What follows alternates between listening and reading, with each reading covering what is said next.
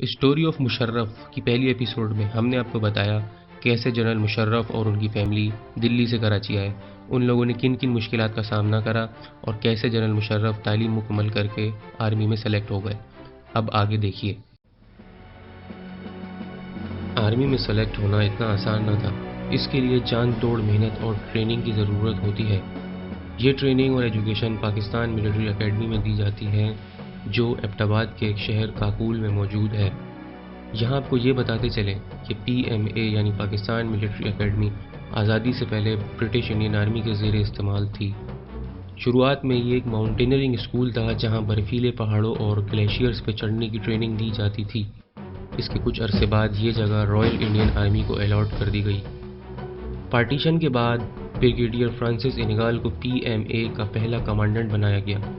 اسی کے ساتھ کافی مسلمان سولجرز کا ٹرانسفر انڈیا سے پاکستان ہوا اور ان سب نے مل کے پی ایم اے کی بنیاد رکھی۔ اس میں ایک نام میجر میدی کا بھی ہے، جن کو کلر میدی کے نام سے جانا جاتا ہے۔ پی ایم اے کا ڈسپلن اور یہاں کے کیڈٹس انہی لوگوں کی وجہ سے آج پوری دنیا میں مشہور ہیں۔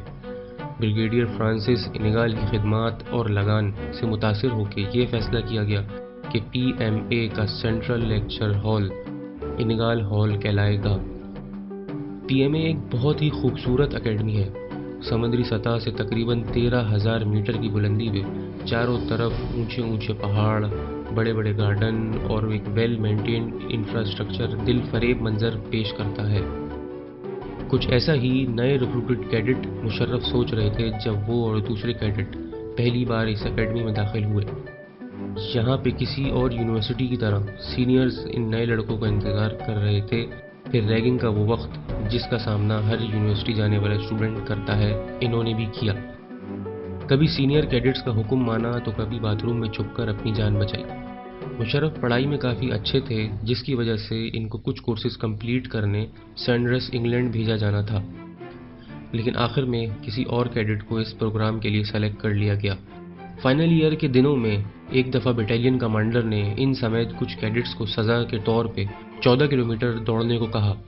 کچھ کیڈٹس نے شارٹ کٹ کے چکر میں دوسرا روٹ لیا، جن میں یہ بھی شامل تھے۔ ان کو کیا معلوم تھا کچھ لوگ ان کی نگرانی کر رہے ہیں، اور یہ سب پکڑے گئے۔ یہ معاملہ کافی اوپر تک گیا اور بات ان سب کو اکیڈمی سے نکالنے تک آ پہنچی، لیکن ایسا نہیں ہوا، بلکہ ان کے گریڈز اور نمبرز کم کر دیے گئے اور بالآخر مشرف پی ایم اے سے گریجویٹ ہو گئے۔ سال ہے 1965۔ گریجویشن کے بعد مشرف کی پوسٹنگ آرٹلری ریجیمنٹ میں ہوئی، لاہور کے پاس ایک جنگل چھانگا مانگا جس میں ان کی ریجیمنٹ نگرانی پہ تھی۔ 65 کی جنگ کے بادل بھی سر پہ منڈرا رہے تھے اور انہوں نے چھٹیوں کے لیے درخواست دے دی تھی، جو کہ شروعات میں ہی مسترد کر دی گئی۔ انہوں نے ٹرین کا ٹکٹ لیا اور سیدھا کراچی روانہ ہو گئے۔ کراچی پہنچتے ہی ایک آفیسر کا فون آیا۔ اس نے کہا آپ فوراً واپس آ جائیں، پر مشرف نے تو اپنے آپ کو 8 دن کی چھٹی دے دی تھی، جس کو کوئی بھی نامنظور نہیں کر سکتا تھا۔ 8 دن بعد ڈیوٹی پہ واپس پہنچے تو ان کے کمانڈنگ آفیسر سخت ناراض ہوئے اور بات کورٹ مارشل تک جا پہنچی، لیکن پھر 65 کی جنگ شروع ہو گئی اور یہ بات رفع دفع ہو گئی۔ 65 کی جنگ میں ینگ مشرف کی خدمات اور بہادری کو گیلنٹری ایوارڈ سے سراہا گیا اور ان کو پروموٹ کر کے کیپٹن بنا دیا گیا۔ 65 کی جنگ میں ہی وہ سیالکوٹ کا مشہور مارکا ہوا جس میں انڈیا کے ان گنت ٹینکوں کو پاکستانی فورسز نے ختم کر دیا۔ پاکستان کی جوابی کارروائی میں مشرف کی آرٹلری ریجیمنٹ بھی تھی۔ اس سب کے بعد انہوں نے ایس ایس جی جوائن کر لی، ساتھ ہی ساتھ ان کی شادی بھی ہو گئی اور 2 بچے بھی۔ سکون کے کچھ سال ہی گزرے تھے کہ 1971 یعنی 1971 کی جنگ شروع ہو گئی۔ ایسٹ پاکستان پہ انڈیا مختلف پوائنٹس سے حملے کر رہا تھا۔ ان کی ایس ایس جی کمپنی کو مکمل تیار رہنے کا حکم دیا گیا تھا، لیکن مغرب اور مشرقی پاکستان میں پروازیں منسوخ تھیں کیونکہ بیچ میں انڈیا تھا۔ سپلائی اور ری انفورسمنٹ نہ پہنچ سکی اور دیکھتے ہی دیکھتے سیز فائر کا اعلان ہو گیا۔ 16 دسمبر 1971 کو ایسٹ پاکستان ہم سے الگ ہو گیا۔ مشرف اپنی کتاب ان دا لائن آف فائر میں لکھتے ہیں کہ یہ دن ان کی زندگی کا سب سے غمگین اور تکلیف دہ دن تھا۔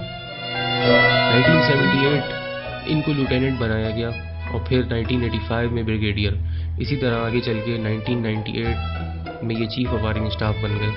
آرمی چیف بننے کے 1 سال بعد ہی کارگل شروع ہو گیا اور کارگل کی دلچسپ کہانی ہم آپ کو اگلے ایپیسوڈ میں سنائیں گے۔